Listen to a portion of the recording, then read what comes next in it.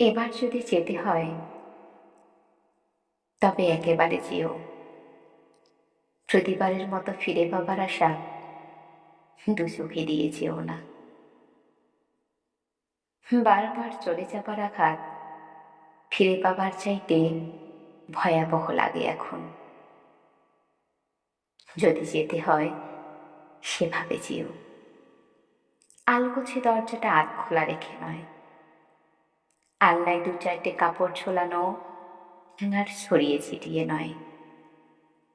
দুটো ব্রাশ তোয়ালে একা করে দিয়ে নয়।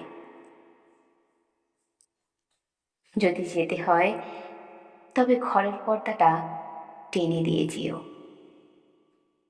যেন নিরাশার ঘুম চোখে এঁটে দিতে পারি ঘরে খিল দিয়ে। এবার সত্যিই যদি যেতে চাও তবে আর ফিরে না আসার মতো করে যাও। আমি স্বস্তিতে কাটাতে পারবো বাকিটা জীবন। কৈফিয়তহীন ভাবে সারা শহর ঘুরে দেখব।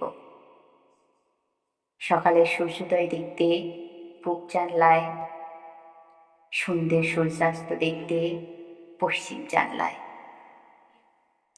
প্রকৃতি শুধু দেখে যাব।